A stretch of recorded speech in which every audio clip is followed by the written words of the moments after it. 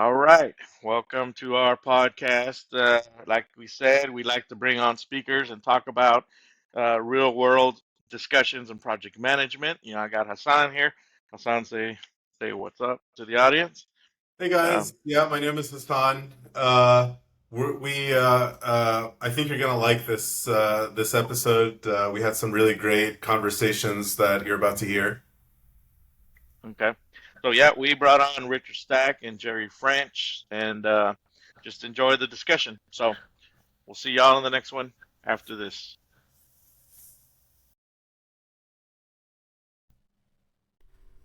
All right. Welcome everybody. Welcome guests, everybody. Here we are. We're going to talk about some project controls. It's just a conversation. It's a discussion amongst us. Hassan and myself, but I want to take the time to introduce a couple of new guests here. We got Richard Stack and Jerry French.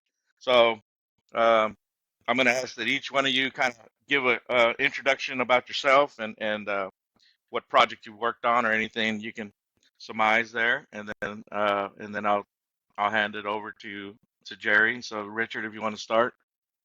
My name's Rich Stack. I'm retired. I've been retired for 7 or 8 years.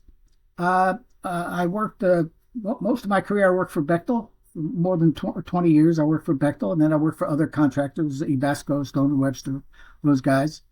And then at the end of my career, I went to work for Chevron. Went over to the dark side and worked on the owner side. I'm a mechanical engineer. I've got a master's degree in something called management science, which is kind of like production management. Got that like 50 years ago. Had a long career. Most of the time, about half my career, I actually worked overseas. Spent a bunch of years in China, a bunch of years in Korea, Japan, Saudi Arabia, Australia, Papua New Guinea. We were just talking before this about Papua New Guinea. Worked on initially nuclear power plant projects, started out as a planner, learned CPM when we were still using mainframe computers and actually calculating CPM schedules by hand with a date wheel. And then through my career, I was a cost schedule supervisor, a project control manager, a business manager. I was the chief planner for Bechtel for a while. On the Chevron side, I was the manager of project controls and project services. So that was at the end of my career. Definitely have stories, lessons I learned that what I used to say was I used to have a presentation called Lessons Learned the Hard Way. All the mistakes I made through my career. And hopefully we can share some of those with people and help you all avoid those. That's like a worthy topic just to have on its own to present that. I'd like to see that, and I'd like to hear that. Have some discussion around those lessons there. And I think I've There sat you in go. some of your presentations. So, Yeah, so you've where are you seen at some now? because You I've made you presentations here at the Houston AACE and at the symposium and at the annual AACE annual convention. That's kind of what I've done since I've retired. Is try to make a presentation once a year with AACE. hmm So where you retired? You working? What are you doing now? I'm probably 99% retired. Every once in a while, somebody, in fact, Caesar, a couple of years ago, will call me up and say, "Hey, can you come help take a look at this project? I got a problem Yeah. here, or take a look at this estimate, or take a look at this schedule." That's pretty much. Otherwise, I taught for a while at the University of Houston. I taught construction planning in the construction management department. But yeah, pretty much the last year or two, I'm pretty well retired. Yeah, we got to catch up on that project from 2 years ago. There's a lot of stories behind that one, Yeah, Richard. for sure. Uh, Jerry. All right, Jerry. Tell us about yourself. Tell the audience. Hey, how's it going? I'm Jim French, and uh, I don't think my career is quite as interesting as Rich's, but here it is. So I've probably got about 20 years of project controls under my belt. Why? Because the first 20 years of my career was spent in construction. I came up a pipe fitter, worked my way up, into supervision, into management. Got it in piping superintendent. Went on to school for back then they called it computer aided drafting. That's since obsolete, but I've got a very extensive piping and vessel background. Then I became a planner at a chemical plant, and my project controls career started, and I'm still at it. And as a lot of people have a lot of diverse across their career, I pretty much stayed with scheduling. Project controls, the three elements: schedule, estimating, and cost. Well, I pretty much stayed in the scheduling lane, and that's helped and hurt me in some ways. I know a lot of companies are looking for schedulers that have cost experience, and I just have to be honest with them. That's not my lane. I don't get in it, and that's just the kind of career I've had. But with that said, though, I've been exposed and have worked through a lot of complex scheduling issues around, engineering and construction projects, and it's been cool. I'm not quite retired yet. I'm probably looking at about another 5 years, and hope to gain some more knowledge before it's all over. Well, great. All right. So talking about challenges, right? Here's the biggest question. Here's the question I love to ask because I get an answer that's different. With you guys, I think I'm kind of aligned, but you'd be surprised the responses I get from different people, different managers, projects. I always ask this kind of question is, how detailed should your schedule be, right? That opens up the discussion of granularity. What a can of worms. How many activities should be in the schedule? And we're talking a critical path method schedule, right? A CPM schedule. Go, somebody. Richard, so Jerry. I'll give you the answer I give to any question anybody asks me on any subject of project controls. And the answer is it depends. So it depends on how complicated the project is. It depends on how many different organizations you got mucking around in the project, different contracting schemes. I personally have seen everything. I mean, I remember going to the Gorgon project where they had 72,000 activities in CPM, and it was so bad they couldn't press F9 because they couldn't calculate the schedule.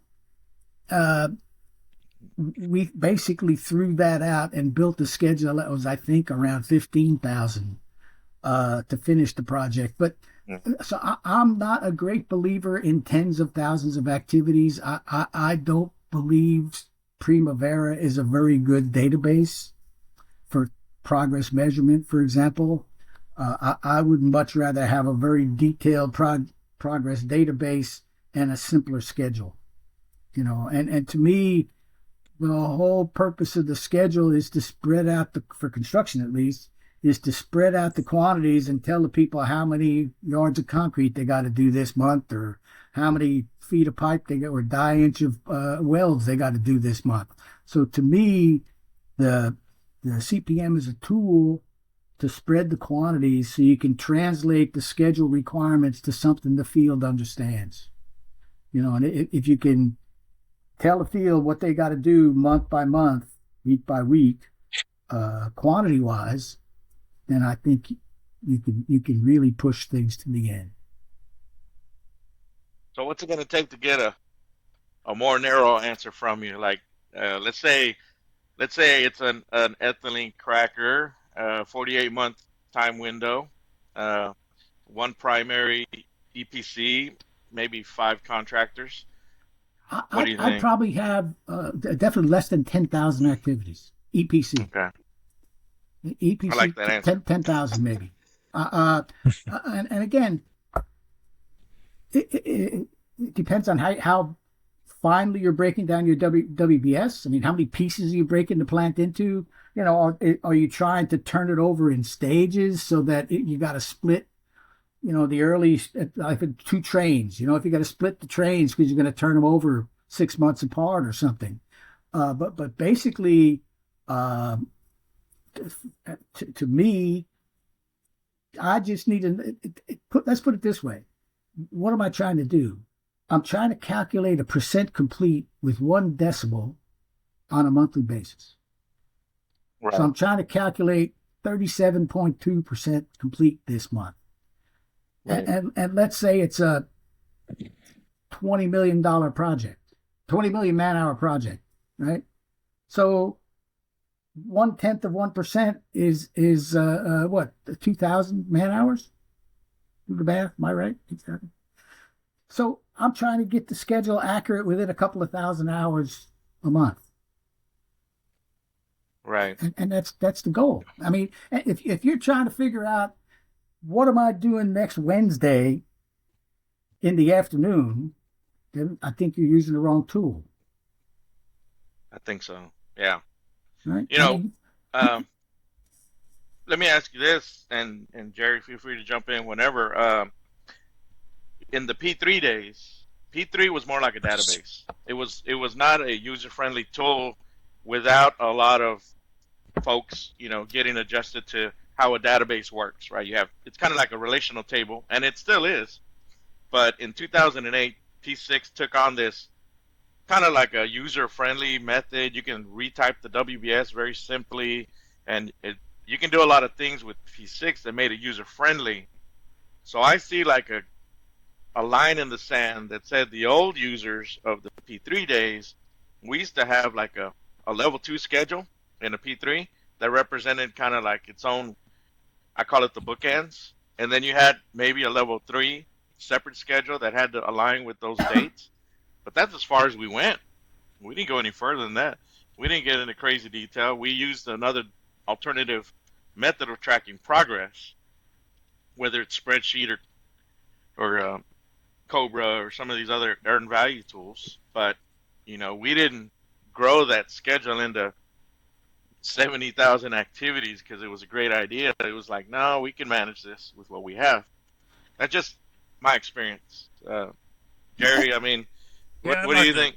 I'd like to weigh in. So I guess my answer to your original question about level of detail is there's not a one size fits all.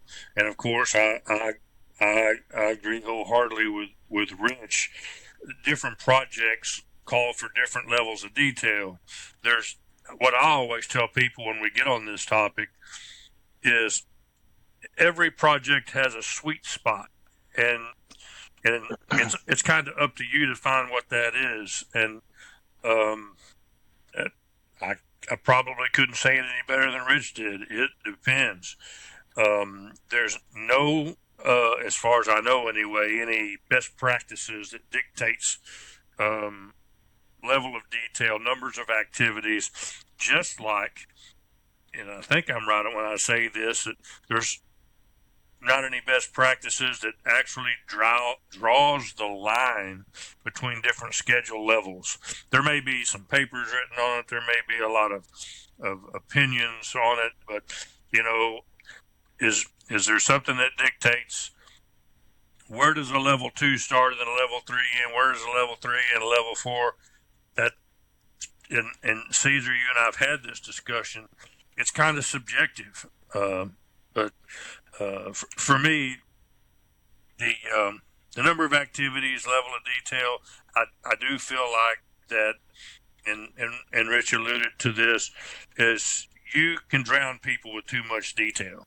And you start getting these complaints. Well, the schedule's too complicated. I can't get what I need out of it. I always try to come back and say, that's my job.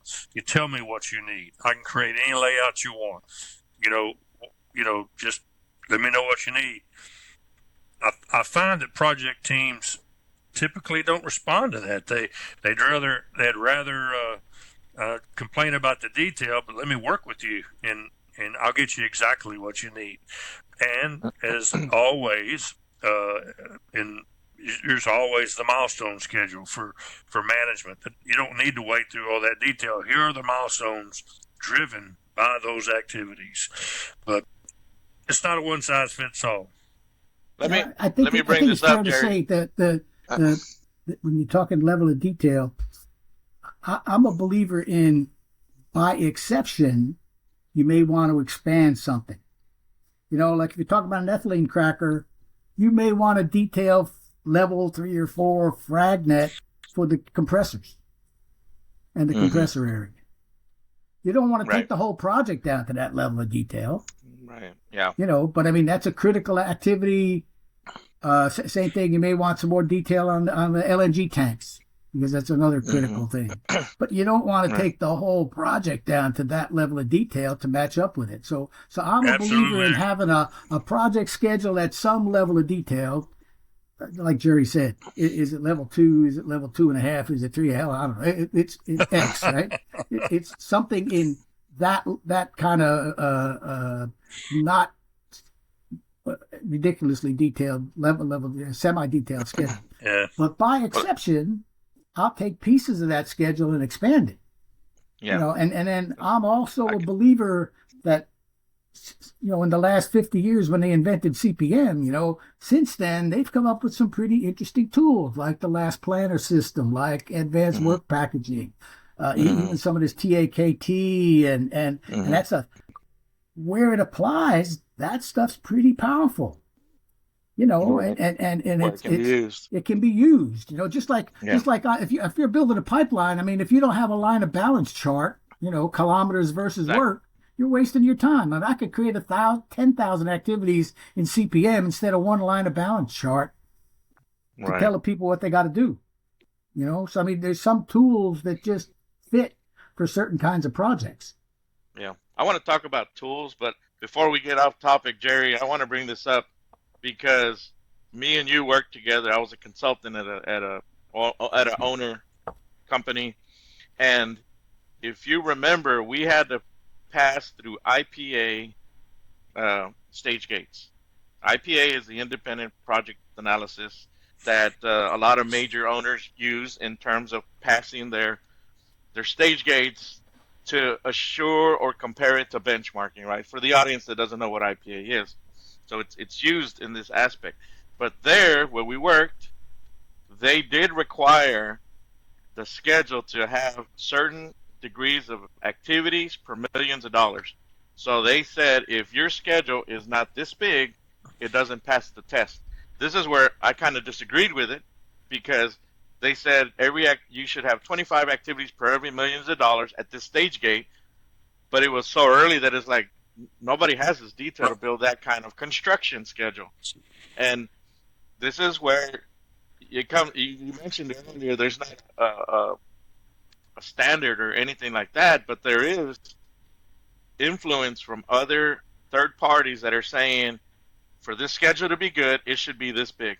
And that's where, if you start to dig down on why did we build this schedule for X thousands of activities, I'd like to ask the questions to the developers of the schedule to say, who told you to do this? Why did you do this? And you end up in these kind of discussions. It happens. Yeah.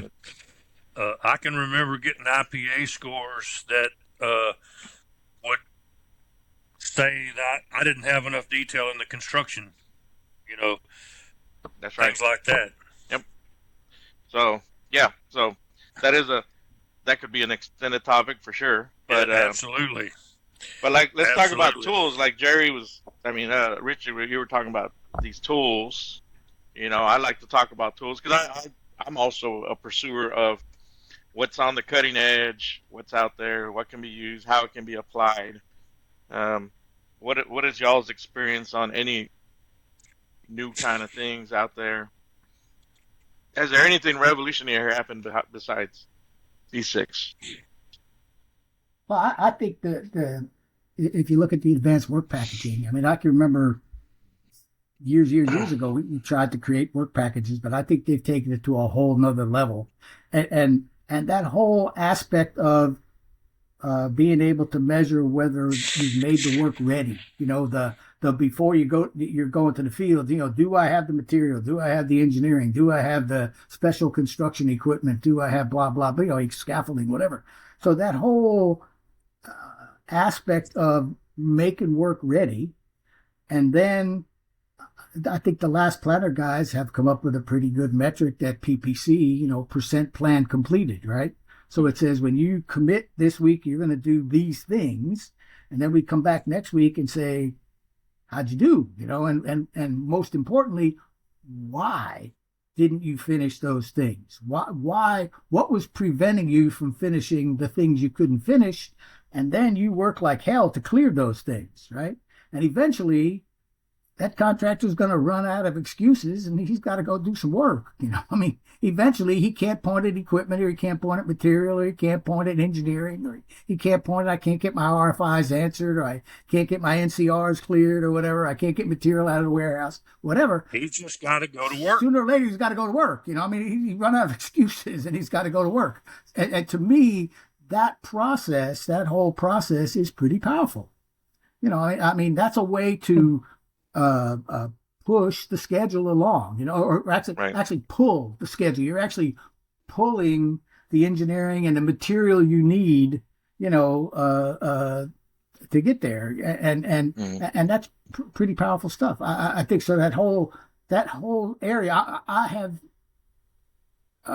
been out of it long enough that I haven't tried to execute a project using that stuff. But what I read about it tells me I think that's something that will move the needle. That whole process will make things better. Richard, I have worked with it the last 10 years, a lot with it on mega projects too. I have my own observation I call it good intentions, because in theory and concept, it's just your old. I've sat in conferences where the speakers are very vocal about what advanced work packaging really is. It's just work packaging from the old days. But the intentions are there to have enough design and materials ahead of time so that your workforce can stay effectively working. But I've seen it where it doesn't work, and it doesn't work when you mobilize too early, and then you're trying to shove advanced work packaging into it now, and it's completely kind of ineffective, because if you hadn't had your design drawings ready, you're still going through RFIs, your material isn't fully delivered, then it's just a big mess of things going on there. And it comes down to a very natural reaction to find out is, what do we got? What do we got left? What can we work on? So it kind of bypasses the whole intention of what advanced work packaging really was supposed to be.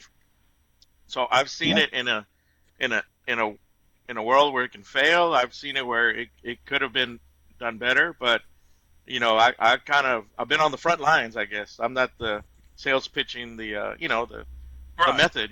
I've said in these conferences where they pitch it up real good, but how many people really have a real statement that says, I was in there, it was working, not working. That to me is interesting. I'll say I saw when the Gorgon project, someday some guy's going to write his PhD on how not to do a project. And the Gorgon project will probably be one of those projects he talks about, right? That was an unmitigated disaster of biblical proportions, right? But I will say, once the engineering was complete, and they could identify all of the widgets, all of the things, and they had worked out their problems in the fab yards, etc.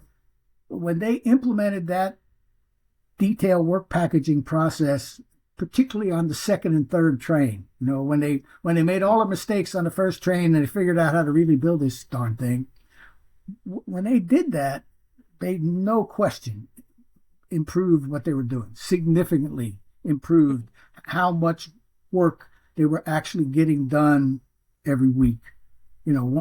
So my problem is on these big projects. So when you're trying to put that plan together back there at the end of feed, you only got 25% of the engineering, maybe. That's if you're lucky, That's right? Yeah. And you don't have all them widgets identified. And it's a different universe, So I've seen it when you're trying to finish, when you're trying to drive it home and everything. I've seen it actually improve significantly.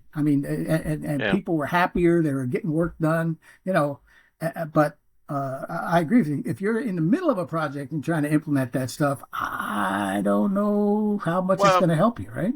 let's align the last 10 years. A lot of the times, you're at the end of your feed, awarded detailed design, and then and in some aspects they're already mobilizing, right? So they're overlapped from engineering. They're doing enough to do pilings. They're getting out enough engineering to get in front of this, and they're starting to mobilize. A lot of people argue that that's too early because they're trying to compress these timelines. So that's why you run into these problems. If any snafu on the design moving forward creates these Yeah, I mean, the bottlenecks. worst thing a project can do, absolutely, is go to the field too early, right? Oh, I mean, and if you it's want happening. to create a train wreck, if you want to go from just a normal everyday problem project to a train wreck, man, go to the field early, Yeah. and you try to turn engineering upside down to try to support what the field is doing because hey, we got all these people in the field, we gotta go, right? And I mean that's one of the easiest ways to create a disaster is just decide you go too early. I mean, I don't know if you've seen the book is Brett Fluberg, I think it is. He wrote that book, How Big Things Get Done. And in there, he talks about think slow, act fast. So he really pushes to do front end planning and keep the project in the planning phase till you really know what you're doing and really figure it out. And then you can go fast in construction. But what we try to do when we compress these projects, like you say, they want to go to the field as soon as they just awarded the contract, and it's like, no, but you're like trying to hold back. You're like the little boy trying to hold back the dam. I mean, everybody wants to go to the field, and one of the things is, if you think about it, that start of construction date is a key date in everybody's mind, and nobody wants to admit they got a problem. So they definitely want to start on time, right?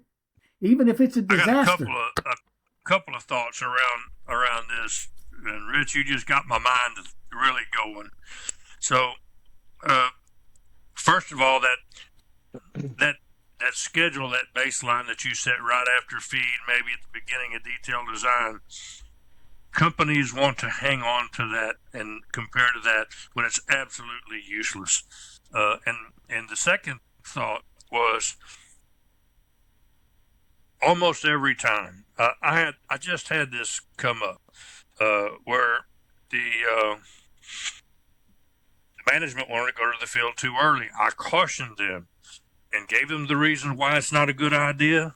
But you know what? In my career, I don't know, 90% of the time, my advice is very rarely taken, and big mistakes are usually as a result of it. Extending the schedule over budget, and planners in my mind are kind of the voice of reason on the project team, but very seldom, at least in my world, is the advice taken.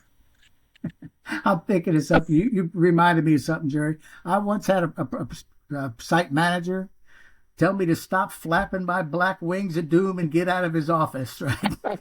Get out of here. I was telling him he was in deep yogurt, man. We were not going to make it. And he just said, you flapping your black wings of doom, negative black cloud, just get out of here. But let me ask you a question, though, Jerry. You brought something to mind. Are you a believer in creating a completion schedule partway through the project, or trying to drive that detail into your project schedule? Drive it to systems and things. Where do you stand on that? Curious. Well, that's a great question, Rich. And I do feel like there is a stage during construction we're going to stop thinking about, geographic completions and start thinking about systems completions. Yeah. And yes, and quite frankly, the planner should have been thinking about that long ago. Absolutely. Line list, equipment list, all that, have a systems column. And the planner should have thought about that long ago. So when we do decide to switch over into systems mode, we've got a good head start to that. And yes, I'm a big proponent of that. Good. Sometimes, I have sometimes fight the me on client's that. on board, sometimes they're not. Yeah, I had people fight me on that, and I'm still measuring by area. I mean, I'm not throwing the old schedule away, but I got another schedule that focuses on systems, and I want to know I'm working on the right systems and not working on the wrong systems. Absolutely. I used to do a report card. In particular, it was red if you hadn't done anything that was scheduled, but it was also red if you were working on stuff that you weren't supposed to be working on, which is probably just as bad as sin, right? You're working on some easy stuff over there rather than trying to finish this critical system over here. You're working on this low-hanging fruit over here. Yeah, I can do this, Yeah. So you got a red when you were working on stuff that wasn't scheduled, and you got a red if you weren't doing anything, and then yellows and greens, right? But yes, I'm a believer in somewhere, and pick a point. I usually say 70 or 75%, and I don't even know what that means. 70% of pipe installed is usually the rule of thumb, I say 70% of construction, which means I'm probably getting ready to start thinking about hydro testing. Exactly, I'm starting to do instrumentation work. Thinking about insulation and stuff. I got the equipment. Hopefully, is all set. The concrete essentially is all complete. And most of the steel. So, somewhere, I don't know where that point is, but it's X, right? And like you say, Jerry, there's a point where, we got to start thinking about systems, and start looking. I can tell you a story. I built nuclear power plants overseas, right? So we did them in Korea in like 5 or 6 years, right? So I came back to the U.S. and I went to the South Texas project. And they had already been there 7 years, and they were, wherever. So they toured me around the site, and they were so proud of themselves because they had a contractual scheme the previous year where they paid the contractors bonuses for putting up large bore pipe. Okay, we gave them big bonuses. I know where this is going, right, Jerry? So we walk around the site, and I'm taking over as the project control manager for the first unit, all right? And we walk around the site, and the site manager asked me what I think. And I said, well, do you want the political answer or do you want the truth? I'll give you either one. He said, what do you mean? I said, well, you just paid these contractors to hang all this, quote, large bore pipe, and they didn't hang any of the big shit. They got all this spaghetti hung, and it all comes to a point where it's supposed to tie into some 24-inch header or some, and none of them 24-inch headers got hung because you were paying them by the foot. And I said, it's going to be a hell to pay to cut some of that big stuff up to get it in to finish this thing. And those are the things you need first. I said, I need them cooling water lines. And none of that crap got installed. So we're going to lose 6 months. And he was aghast. I said, well, let us go put a plan together, figure it out. And we ended up with 9 months, and it was just like people had good intentions, but the contractors are smart, man. They will figure out how to play the game.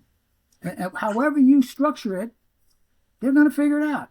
And you better be 3 steps ahead of them, like chess, to know what you're doing, what you're incentivizing those contractors to do, because I promise you they'll do it. And you can really get yourself in trouble. Only because you brought it up, but it's a good topic. It's a hot button for me. Is completion schedules. I agree. There has to be a point where you have to sell off your systematic completions. But the question is the approach, right? And right now, you also see huge schedule growths somewhere halfway through the project where they try to systemize it, but in doing so, they created kind of like another monster of a system schedule.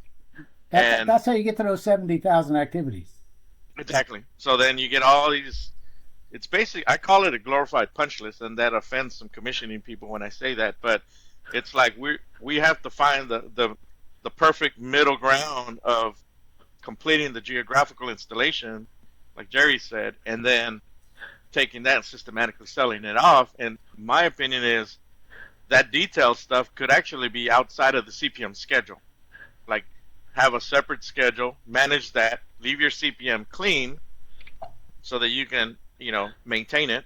But the way they do it now is they're just constantly growing the schedule. It never ends. Yeah, I'm a believer in. I literally create a separate schedule with one activity per commodity per system, and they're all tied together finish to finish. I know nobody likes Mm-hmm. that, but I like finish to finish.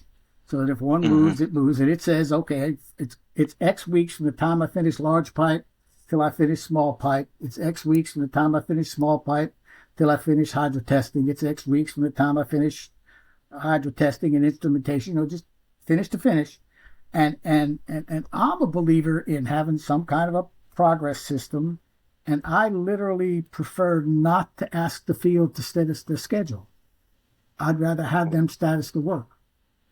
What did you do and what step? If I've got 5 or 6 steps for pipe, you just tell me which spools you put in and are they hung, are they welded, are they, blah, blah, blah, right? And to me, trying to get them to interpret, take what they're doing and figure out how to apply that to the schedule, I'm asking them to do something that they shouldn't be doing. So I'd just rather say, look, here's the list of all of the widgets. You just tell me what you did and which steps. And I'll status the schedule and tell management, and I'll come back and tell you how you did, And I one other thing I'll say, when I run that system, I never go in a meeting and surprise a guy. I always go to him before and say, hey, you really screwed up last week. You're working on the wrong stuff or whatever. You didn't get enough welding done, or so have an excuse. You better have a story when I tell the boss, you didn't do this, right? Got to have a level of trust. Got to have a with your trust. contractors. You can't surprise them, But I truly believe in having a really detailed progress measurement system that I can pull the status out of Primavera. I can pull a percent complete and update Primavera. So and you I have run your those kind of entire systems, and conception. it takes a lot of effort to get that progress system created. But once you do that and you marry it to the schedule, and you marry it at the control point. I mean, think about it. I got a spool that has a fabricated, a hung, a welded, a hydro tested, right? Rules of credit. Rules of credit. So those rules of credit feed different schedule activities. Right? I got a hydro test activity, I got a fabrication activity, I got an installation activity. So you got to make the link down there at the rules of credit. But once you do that, nothing to it. It'll roll up. The hardest thing, I believe, is in that gray area where everything's not defined and trying to take stuff that's in the estimate as an allowance and figuring out how many feet of pipe that's worth. Right. And controlling as the design is done, was that a good guess or a crappy guess? Right. I had an allowance for X, and I did some math, and I said, okay, that's 10,000 feet of pipe, and it actually ends up being 20,000. So I got to have a process that I can identify. Hey, we blew it. You have to do all the true ups and stuff. Our guess back there at the end of feed was wrong. And I can show you. Here's all the changes that have happened, all the design development that's happened. Right. I mean, the earned value guys addressed this pretty interestingly a few years ago, and they created a thing called the deviation. So you had changes, you had trends, and you had deviations, right? And then the deviation definition was, if I knew this at the time I put the budget together, I'd have included it. And it's things like quantities, right? Right. So those I can draw down from contingency, and I have something called an updated budget, right? Because I'm not going to measure the guys in the field or a recast. Those quantities, they call it a recast, right? The recast, they have to have a term. I mean, you have an original budget and a current budget, right? So the current performance, what they call current performance measurement baseline, includes the deviations but doesn't include the trends, right? Right. The trends of productivity, it's costing me more man hours per foot of pipe than I planned. That's a trend. But a deviation is, hey, engineering just told me I got 1,000 more feet of pipe in this system. Well, this goes back to, if you're working between stage gates, the classification of estimate, the class 5, 4, 3, 2, 1 is passing through these stage gates, and if you started early, it's obviously has a percentage of accuracy based on the design maturity. Mm-hmm. So obviously, if you continue, then that draws down detail that provides that, and you end up in this environment, but it's a victim of classifications one through of the stage gate. mistakes I've seen schedulers make is having the schedule be smarter than the design. In other words, I've done this kind of project before, so I know there's this. So they stick it in the schedule and then they forget they stuck it in there Yeah. when the real thing comes out of design, and they don't Right. delete that thing they stuck in there as a placeholder. And all of a sudden you got exactly. both in the schedule. And so I try to make it a very rigorous process that says, look, if we're increasing this design development, you better be reducing an allowance activity somewhere. You got a buffer, you got a dummy activity out there in the schedule for allowances for pipe that wasn't designed yet. So if you're adding this stuff over here, you better delete over there. Don't double up on me. So all of a sudden we think we're thousands of feet of pipe not delivered or something silly thing. Yeah. Hassan, you had a question? I think you chimed in there. Yeah, I mean, I just thought it was interesting. You have your the entire construction schedule is purely finish to finish. Is that how you have it set up? No, No, that's the the completion The schedule. completion schedule. The completion The schedule. completion Gotcha, schedule. gotcha. The Commissioning, construction commission. schedule is more likely start. I'm thinking if they're not. You got to realize when I started planning, it was what they call IJ, right? And there were no lags, so you had to break the activities up. You had to say, I want 20% of the steel up before I start hanging pipe or something. So you had to have erect 20% of the steel, so. It was essentially what we do now with a start-to-start kind of a relationship, right? So we used to have to break them up. And in fact, some of the newer software, I believe, allows you to say, I want a 20% relationship. I believe Safran. Safran does that? Safran allows you to say this tie is a 20% scope tie, whatever. So, but to me, again, Caesar, you've seen I do a set of graphs that are percent versus time for all the commodities, Right. to confirm a schedule's feasible. So if you think about this, I got a percent versus time of piles, a percent versus time of pipe, underground pipe and concrete and steel, and you're able to see how much steel do I want in before I start hanging pipe, how much how much pipe do I want in before I start a big, small bore pipe effort or an instrumentation effort, or when do I want to start pulling cable? So it allows you to look at that, the buffers, kind of like what those production planning guys are doing in exquisite detail, but I'm just saying at a higher level, by area by area. So area by area, I can look at what's my relationships, and then I can look at the same thing. How much pipe do I want delivered before I start a big effort of hanging pipe, or how much, whatever. Right, so you take the 10 or 12 commodities and plot them that way, and it really helps you confirm. You can look at the rates. How much pipe am I saying I'm going to peak at? Does that number make any sense or not make any sense? Like if somebody comes in and has a number that's twice as much as anybody ever did, you say, hey, what miracle? What are you doing that's different from all these other guys, right? But it's a once you resource load the schedule, you can do all kinds of stuff, right? That's So, go ahead. talking about tools, you guys already kind of touched on this, but I would love to hear more about it. Basically, like a lot of tools, just in every industry, when they kind of hit the market, they're like super interesting, exciting.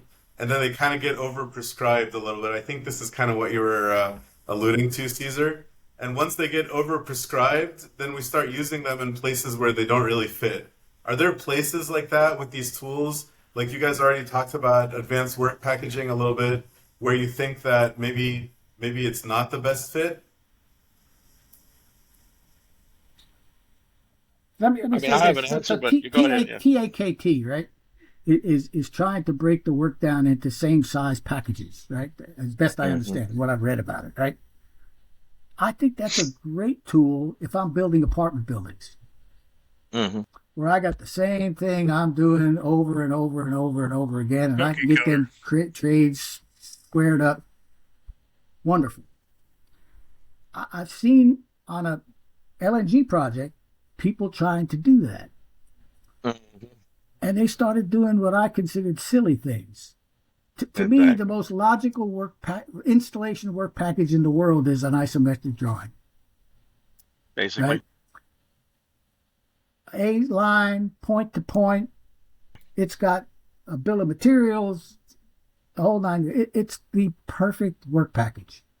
And I've seen people when they're trying to do this production planning or TAKT stuff start splitting them in pieces because they're Hmm. trying to get to 600 man-hour packages or some silly thing.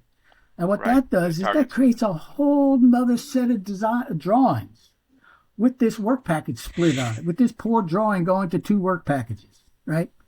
And that's where I believe some of the tools don't fit. And you can try to shoehorn it into it, but I promise you, it's a make work project for the schedulers union. I mean, Well, I you don't know where believe it's helping. like tag or production planning works is in turnarounds. Like this is where it's kind of successful because your repair list items are kind of bite size anyways. They're not full scopes. You're taking Hmm? pieces of drawings. You can bundle them up and add up to 600 to 1500 man hours in a nice package. On a project execution like the LNG you talked about or somewhere else, it doesn't work that way. It's strictly isometric. Let's break it down sufficient enough to get a workforce going. Yeah, and I see people trying consultants coming in and trying to sell this and trying to force you to Oh put yeah, that project to those pieces, and I don't see the benefit. I just think it creates a whole nother level of complexity that you don't need. You know, it big projects are complex enough. And you surely don't yeah, need multiple copies of drawings. Uh, I'll tell one story again. When I worked on that South Texas project, so I was the project controls manager for the Unit One. So they had a group called Work Package Control, and they were kind of off on the side. And we got into trouble with the NRC because we had drawings out of whack or whatever. So they gave me that group. They said, "Look, these guys are yours now, right?" So I had 65 women. Thanks. Gee, thanks, right? That's when my hair turned gray. I swear to God. Working that project on 18 months, my hair turned this color. So I had 65 women, and their job was to make sure that the latest drawings and specs were in those work packages. And the first thing we did, we had to go find them. And we had thousands of work packages in gang boxes and in tool cribs, and they were everywhere, right? So we literally shut the job down essentially to go out and find all the work packages. So I know how big a deal it is to try to keep work packages up to date. And that's why when these tact guys come in and start splitting things and start creating drawings that have to go multiple packages and have to identify where the division is, that's a whole another level of complexity. I mean, it's the same thing if you're going to do modules. Every valve has to know, am I a module yard valve or am I a field valve? Or am I a module yard valve that's going to get shipped loose? So now I got three flavors of that same valve, right? It's okay. Just recognize it's another level of complexity, you're introducing. And I'd rather do things simple. I I think struggle with complexity. like Hassan's question was tools, but tools is a result of a methodology like the TAC in the production planner. Mm, I was on a mega project not so long ago, a few years ago, and they brought in a company from California. It was a software company, and then they convinced top management to come in and turn the entire mega project into like bite size, smaller than these 600-hour packages, slowed everything down. Like they were literally asking a day to day, "Are you working on this? And what are you gonna dig this ditch?" And they made this effort, and they did this for at least a period of months till finally we had a lot of pushback from everybody on the project except for management to say this ain't working. Get out of our way and Yeah. let us build this thing. Try to But they status convinced multiple times a they day. convinced they somehow convinced management that this was the greatest thing since sliced bread, and it did not play well in this environment. It just didn't fit. It wasn't made for this. So I mentioned this to you, Steve, the last time we talked. So let's assume you're some person going on to a new project and you're gazing out at the current universe of all these tools, right? TAKT, Advanced Work Packaging, Glass Planner, CPM schedules at multiple levels of detail, progress measurement databases, blah, blah. And I'm trying to figure out what do I want to do. My problem is these guys haven't gotten together and put together, I don't even know what it would look like, but something that says, look, if your project is this big, for God's sake, don't do these things. Do this. If it's this big, okay, you can do these things. What I'm saying, something that tells you based on what kind of project it is, like lots of repetitive work or not lots of repetitive work, so the complexity of the project, the size of the project, that says, yes, you should have a level 1 schedule and a level 2 schedule and a level 3 schedule and stop. Beyond that, use Last Planner, or or it's small enough, now take it to a level 4 schedule in CPM. It's a small project, don't create another tool. But I haven't seen anybody try to synthesize all these choices down so the poor guy trying to execute a project can at least have a starting point. Say, okay, I'm using this as an AACE recommendation on this size project, this complexity, I should do this. Start with this. And then the it depends comes in. Then whatever's unique about that project may force you to change something, but I don't see that happening. I see all these different groups kind of pissing on each other's boots, and saying mine is better than yours, and you guys are awful, and throw away CPM. We never need it. Let's go to Agile, and whatever. No, and that's very good suggestion. I know we talked about it. Yeah, I'd pretty love to see extensively somebody the take last time. that up and say, okay, It's a common sense. It's a kind of common sense thing, but there's politics that exist right now, Oh, there's and big if you money. have I mean, there's big consultants if and you have big money, if you have these advanced work packaging, they have a whole industry organization supported by all the major management, and they've all agreed this is how we're going to do it. Everybody has to use it, and they shove it down everybody's throat. But so nobody on that team is saying time out. It doesn't It fit. doesn't work well here.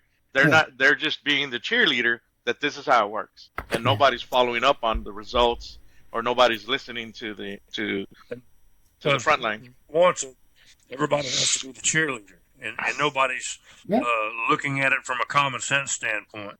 Yeah, and to me, that's we've lots of smart people, smarter than me, have spent the last X years developing these tools. Like Last Planner started in the 90s. It's like 30 years old now.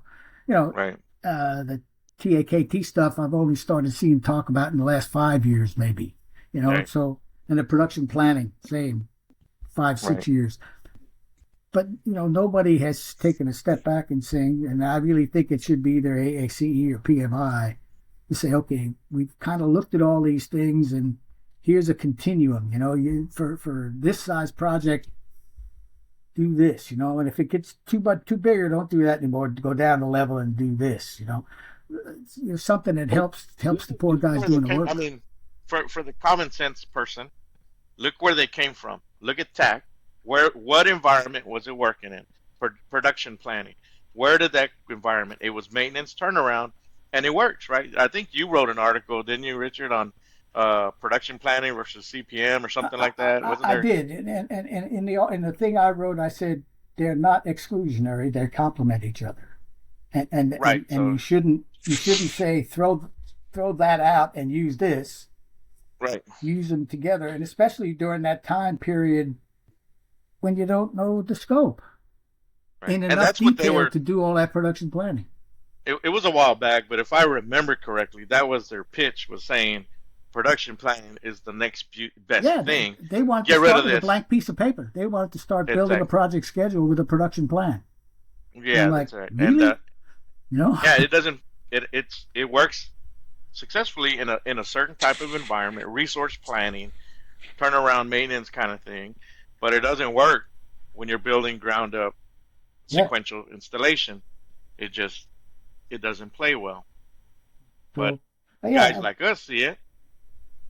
that to me, I mean, but CPM. I grew up on CPM, but I mean, even I admit CPM is not the tool. They say, Exactly. you give a man a hammer and the world looks like a nail, right? I mean, Right. a lot of people learned CPM and thought that was the only thing they ever needed, and I'm Exactly. a believer in okay, but I'd have some databases and I'd have some quantity curves and some other things, not just the CPM. Uh, but yeah,